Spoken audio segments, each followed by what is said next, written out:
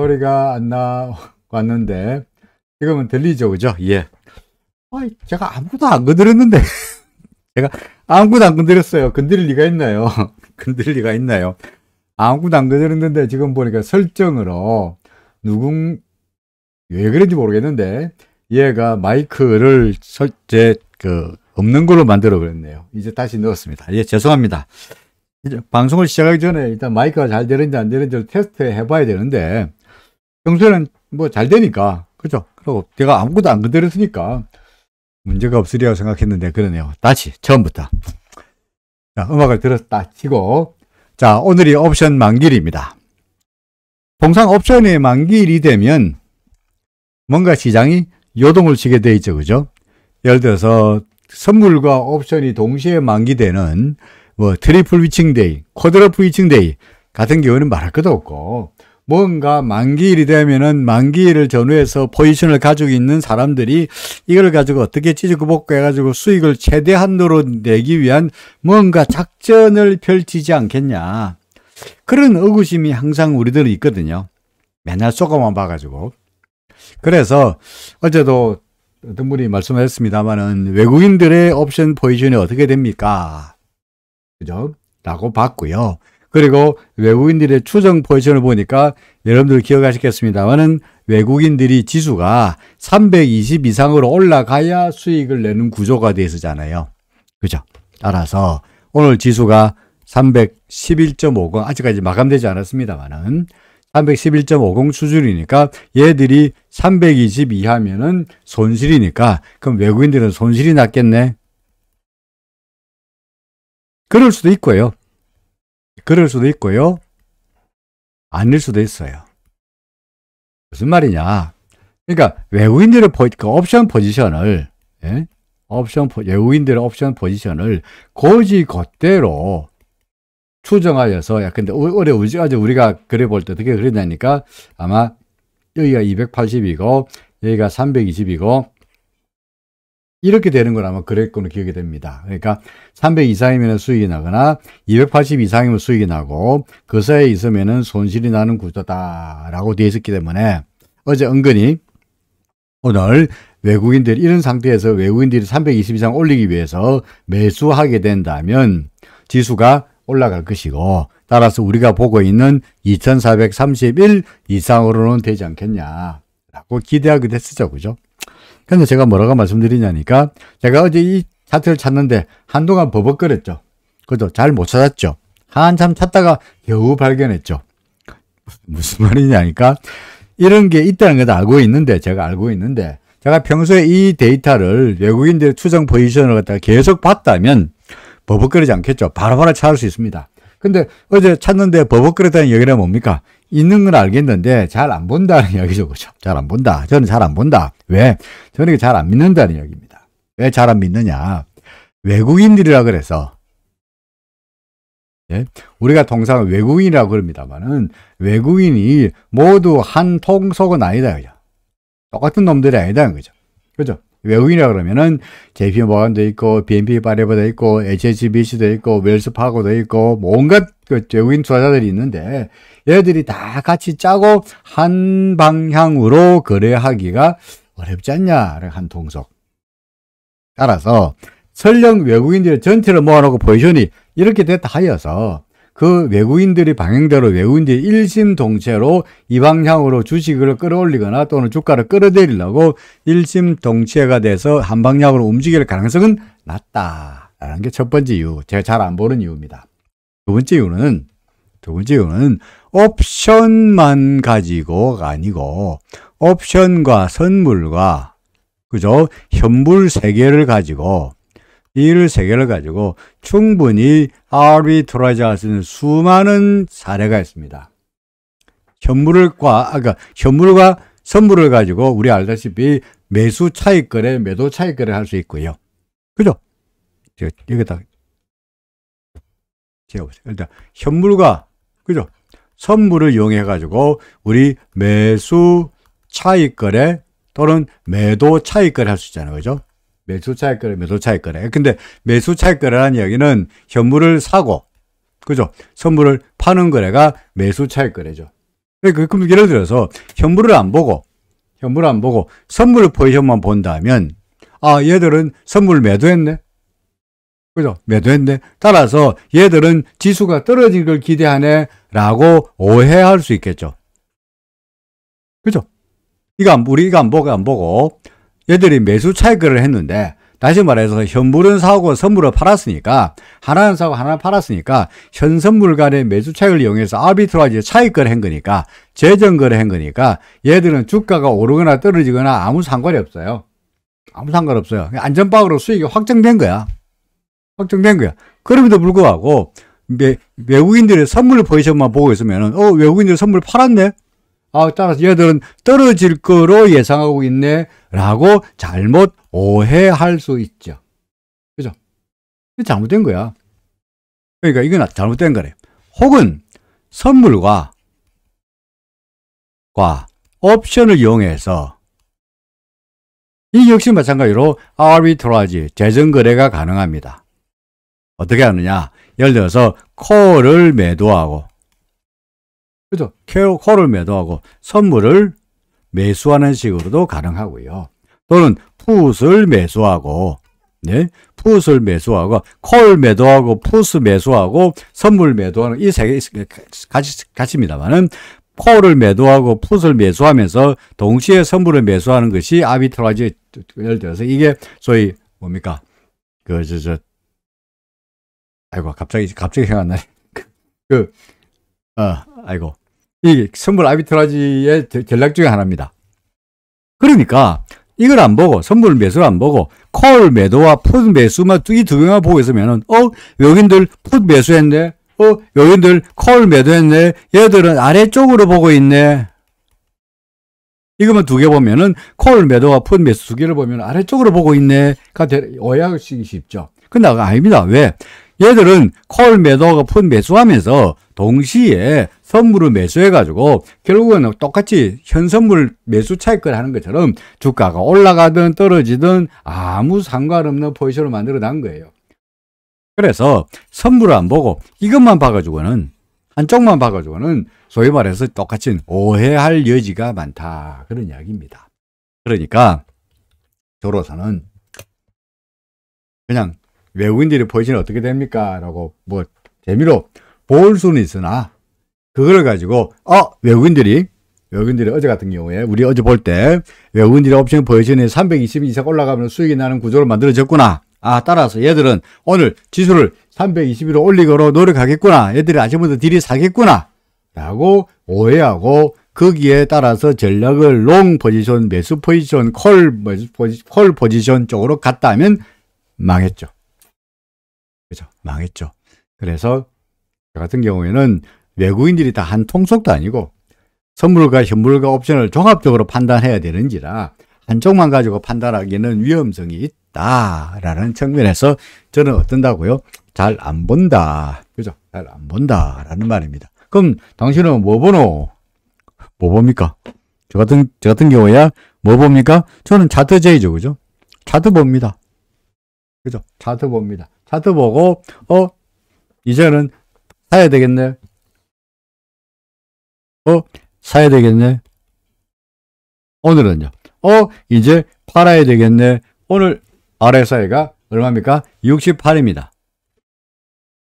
그죠? 요게 70선이니까, 요게 70이니까, 68이니까, 어떻습니까? 70선 위에서 내려왔죠. 그죠? 내려왔죠? 어제입니까? 매도죠. 어제 제가, 이유는 묻지 마라. 에? 이유는 묻지 마세요. 묻지 말고, 어제가 변화일이라고 주장했죠. 그죠? 그죠? 근데, 재수가 좋아서, 우연하게도, 그죠? 우연하게도, 어제가 변화일 맞네. 그죠? 어제가 변화를 맞았죠. 그리고 주가가 맞았죠. 물론, 하루 빠진 거 가지고, 그거 봐라. 내가 어제 변화이라 그랬잖아. 그거 봐. 오늘 빠졌잖아. 라고 말하는 것은 너무나 이런 썰레발입니다. 그죠? 너무나 성급한, 너무나 투성급, 너무나 성급해요. 내일이라도 올라가 버리면, 그죠? 내일이라도, 하루 떨어졌는데, 내일이라도 올라가 버리면 이게 말단 거짓말이 되는 거니까, 벌써부터 꺼봐라! 내가 어제 변화이라고 했잖아. 어제 2429가 고점이고, 2431을 못 넘어가고 떨어진다고 그랬잖아!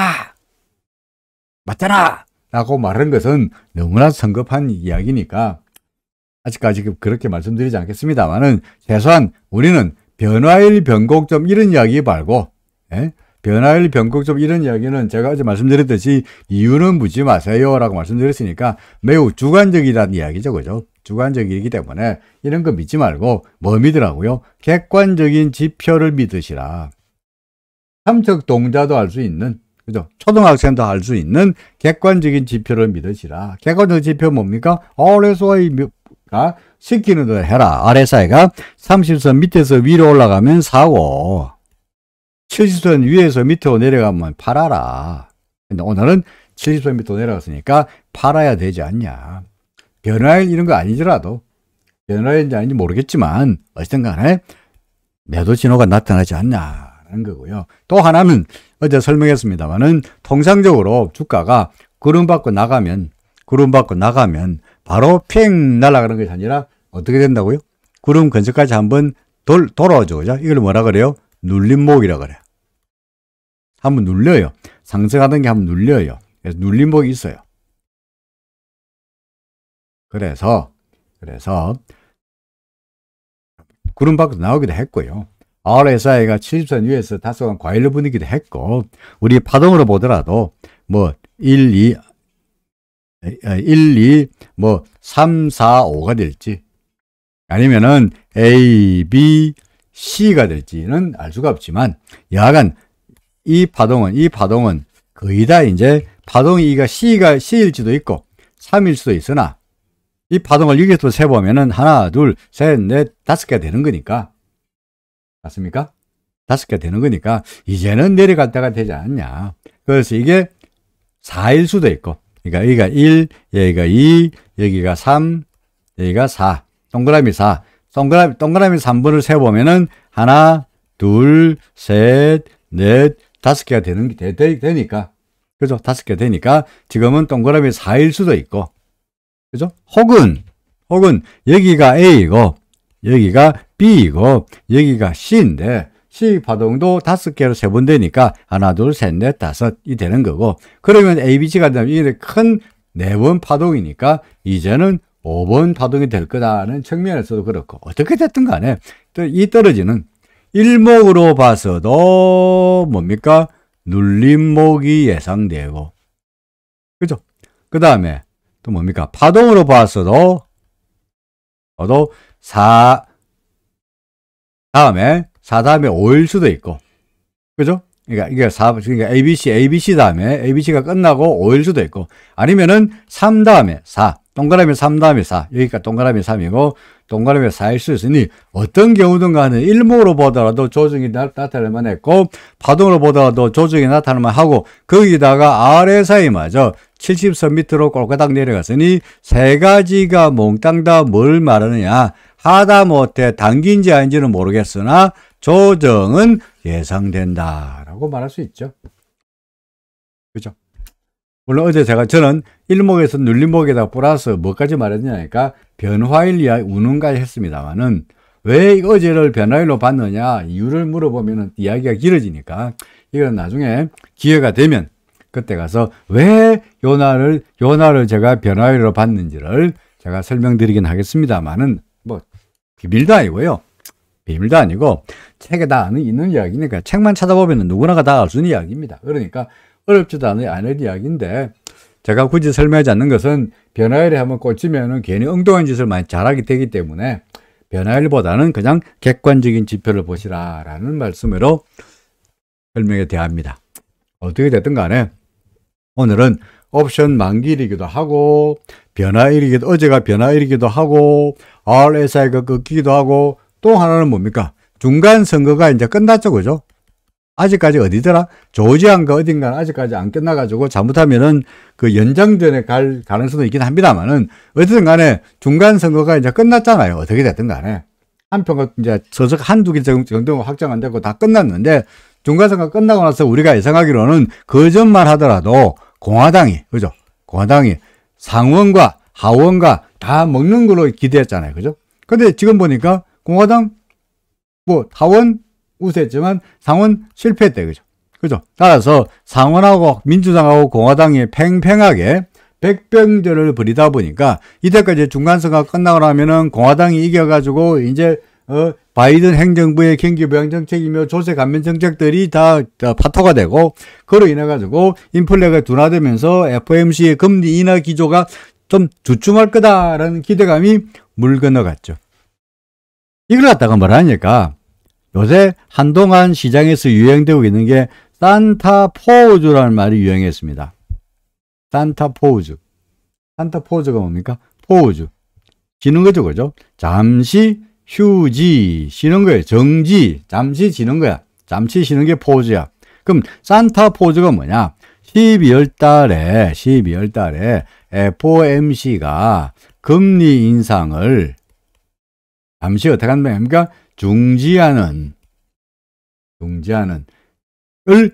중지할 걸로 기대되는 것을 우리가 산타 포우즈라고 시장에서 이야기했었어요. 산타 포우즈.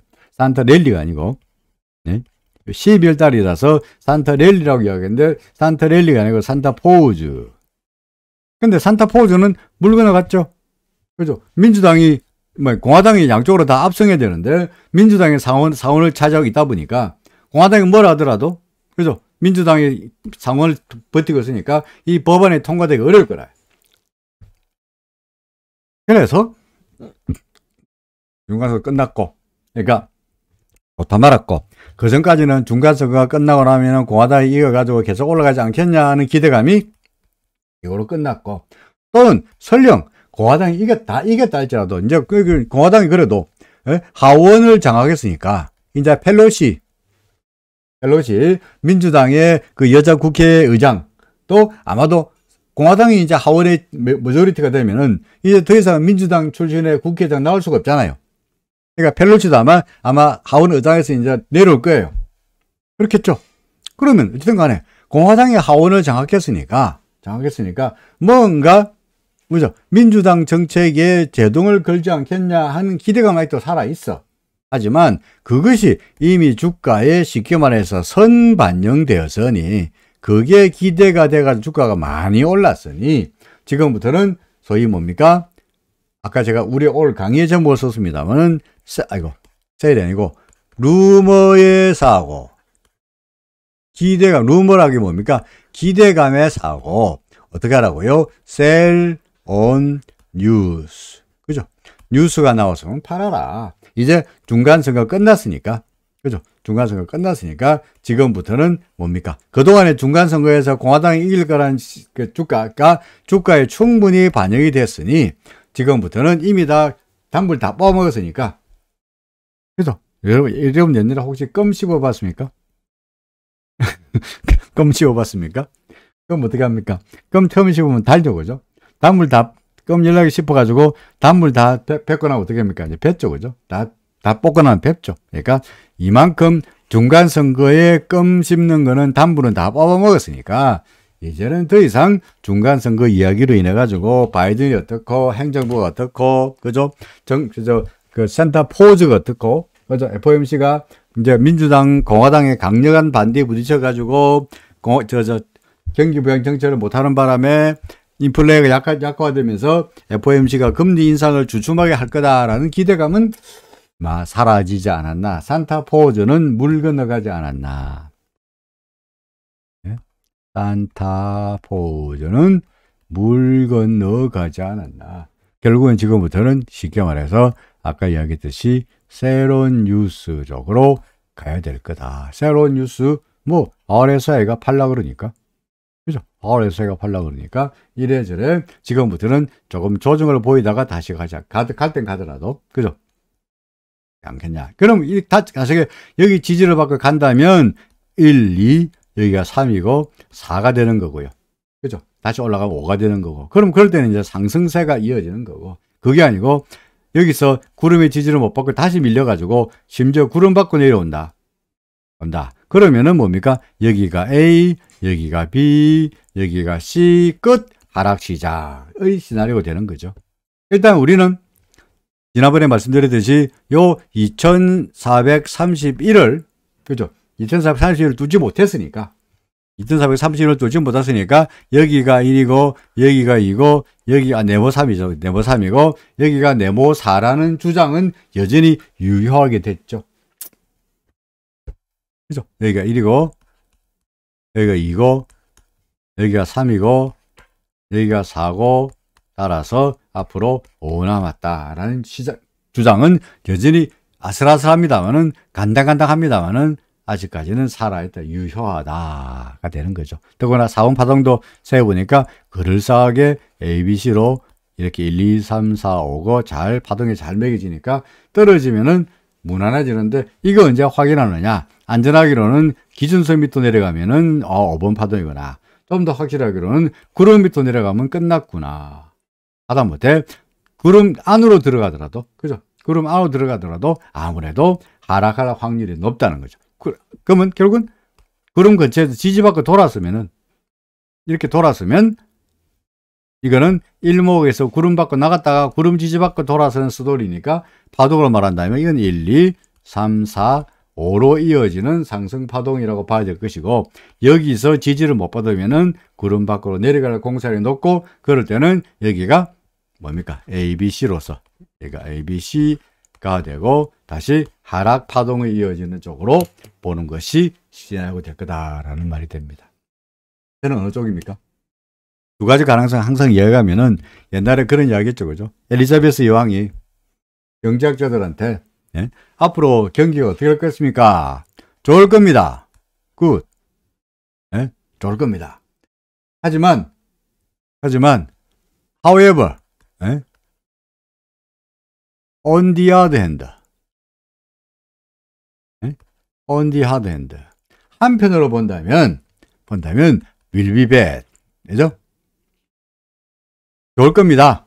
하지만, on the other hand, 다른 한편으로 본다면 나쁠 겁니다. 라고 하니까, 누굽니까? 그, 엘리자베스 여왕이 짜증을 내면서, 나, on the other hand 이런 게 필요 없어. 나, I need one hand. 난 손 하나만 있으면 돼. 그러니까, 오르는 거냐, 내려가는 거냐, 둘 중에 하나 찍이지. 오를 수도 있고, 내릴 수도 있다고 말한 건 난 짜증나서 못 하겠다. 한쪽 찍어봐. 뭐냐? 마찬가지로, 저도, 예? 여기가 3이고 4되고 5가 될 수 있는 시나리오와, 여기가 A고 여기가 B고 여기가 C고 와장창 떨어지는 시나리오, 어느 게냐? 그럼 저는 뭡니까? 1번 이건가요? 2번 이건가요? 저는 이겁니다. 그죠? 아직까지 이겁니다. 그죠? 아직까지 이것도 잘 건드렸고 아래쪽이다. 그래서 조정하고 한 번 더 떨어져야 2134를 무너뜨리고 더 떨어져야 여기가 바닥이지, 여기를 바닥이라고 보기 어렵다라고 하는 게 아직까지는 제 주장이죠. 그죠? 여기에 제가 지금 아직도 미련을 가지고 있죠. 아직도 여기에 미련을 가지고 있습니다. 물론 틀릴 수 있으니까. 제가 틀리는 건 언제 틀립니까? 그렇죠. 2431을 넘어서면 이 미련은 사라지고, 예? 미련은 사라지고 올라간다고 봐야 되는 것이고, 그게 아니면은 더 내려가는 게 이제 확인되려면 구름 하단만부터 내려가면은 아마도 확실해지지 않겠나 싶습니다. 자, 코스닥 오늘 사실은 그 목요일이다 보니까 되게 이제 그 목요일 날, 최근에 제가 언제 출장을 가고 이러는 바람에 제대로 못 나왔습니다. 매주, 그죠? 목요일 날 Money Today MTN TV에, 그죠? 11시 대개 한 15분에서 30분 사이에 나갑니다. 어떤 때는 11시 15분에 나가기도 하고요. 오늘 같은 경우 11시 30분부터 출연하기도 했고요. 그러니까 11시 15분 혹은 11시 30분에 출연하는데, 그때 오늘 사회자가 묻더라고요. 코스닥 어떻게 될 것 같아요? 코스피 어떻게 될 것 같습니까? 라고 하길래, 코스피요? 제가 아침에 주장하기로 코스피 구름 밖으로 나왔지만, 그죠? 구름 코스피는 구름 밖으로 나왔지만 통상 구름 밖으로 나온 놈은 구름 근처까지 갔다가 가는 경향이 많으니까 하다못해 조정이 있을 겁니다. 라고 이야기했죠. 그러니까 사회자가 그러네. 그러면 코스닥은 어떻게 갈 것 같습니까? 코스닥은 아직까지 구름 아래쪽인데 어떻게 될 것 같습니까? 코스닥은 제가 어떻게 주장했느냐, 올라가더라도 구름 하단에 걸려가지고 이렇게 떨어질 것 같습니다. 주장했죠. 뭐 그렇게 될 것 같습니다. 그렇게 될 것 같습니다. 그러니까 코스닥과 코스피가 슬슬, 더구나 오늘의 happen to be 옵션 만길인데, 옵션 만길 이후에 서서히 이제 아래쪽으로 좀 하다못해 조정이라도 보이지 않겠나라고 생각이 됩니다. 달러 대 원화 환율은 떨어지다가, 그죠? 떨어지다가 요 구름 하단에서 절묘하게, 그죠? 구름 하단에서 절묘하게 지지를 받고 돌았었죠. 그죠? 보이십니까? 지우고 보면 깨끗해지나요? 그렇죠. 구름 하단에서, 그죠? 구름 하단에서 절묘하게 지지를 받고 이렇게 돌았었죠. 그죠? 구름 하단에 지지를 받고 돌았었습니다. RSI도 어떻습니까? 보입니까? RSI도 30 밑에 있다가 30 위로 올라왔죠. 하다못해 주가는 떨어지고, 그동안에 우리나라 주가가 꽤 오른 것은 외국인들의 매수세였고, 외국인들의 매수세는 그동안에 달러 대 원화 환율이 사흘 사이에 한 60원 좀 빠졌으니까. 그죠? 물론 닭이 먼저지 계란이 먼저지 외국인 매수로 인해서 달러 대 원화 환율이 떨어진 건지, 달러 대 원화 환율이 떨어진 것 때문에 외국인이 매수한 건지 어느 쪽이 먼저인지 모르겠습니다만은, 여하간 외국인 매수와 달러 대 원화 환율이 떨어진 것은 분명한 사실이다 이거죠. 근데 그전에 워낙 떨어지다 보니까 주가는 올랐습니다만은, 이제는 곧 달러 대 원화 환율도 구름 하단에서 이제 아슬아슬하게 지지받고, 그죠? 지지받고 요렇게 돌아선다면 같은 논리로 코스피 지수는 어떻게 할까요? 떨어질 거다. 그래서 지수는 떨어지고 환율은 어떻게 합니까? 반등할 거다라는 이야기가 가능해지죠. 그죠? 달러 대 원화 환율 어떻게 할까요? 1차적인 목표는 구름 상단 안에서 왔다 갔다 하는 이렇게 되는 그림이 예상됩니다. 그러니까 대략 한 1400, 한 10원 정도, 그죠? 정도가 일단은 단기적인 목표가 되지 않겠나라고 생각이 됩니다. 해외에서 있겠고요. 뭐 유로 다시 보이십니까? 유로가 1 넘었죠, 그죠? 유로는 1 넘었습니다. 전반적으로 유로는 다시 강세를 보이고 있습니다. 자, 해외에서 있군요. 해외에서 어제 제가 나스닥 지수를 보면서, 나스닥 지수 차트를, 이게 어제까지입니다만은, 나스닥 지수 차트를 보면서 이게 구름 밑에 있고, 그죠? 구름 밑에 있고 기준선마저 무너뜨렸는데, 더구나 후행 스팬에 걸리고 있는데 이게 과연 강할까? 그래서 나스닥이 예를 들어서 뭐 다우가 올라가는 것은, 다우가 올라가는 것은 예를 들어서 에너지 관련주라든지 뭐 여행주라든지 뭐 등등 건설주라든지 뭐 이런 것들이 올라가기 때문에 전통주가 올라가기 때문에 올라간다 치더라도, 성장주 기술주의 비중이 높은 나스닥 관련 종목들, 예컨대 뭐 애플도 테슬라도 아마존도 이런 것들이 처박혀 있는 상태에서 과연 우리나라 삼성전자가 하이닉스가 상승세가 이어질 수 있을까? 나스닥 지수가 이런 판인데, 그죠? 구름 밑인데, 기준선 밑인데, 후행 스팬을 못 넘기고 있는데, 어떻게 이걸 가지고 상승세라고 말할 수 있을까? 라고 주장했죠. 그죠? 필라델피아 반도체 지수도 똑같습니다. 나스닥 지수 아까 설명할 때, 나스닥 지수 반등하다가 구름 하단의 저항을 받고 돌아설 거다라고 했는데, 필라델피아 반도체 지수가 똑같은 양상으로 올라가다가 구름 하단에 저항을 받고 돌아서는 모습이고요. 후행 스팬은 여기에 캔들의 절묘한 저항을 받고 돌아서는 양상이다라는 이야기죠. 그죠? 그러다 보니까 필라델피아 반도체며 나스닥 지수가 별 볼일 없는데 우리나라 시장이 과연 좋을 수가 있겠나? 라는 말입니다.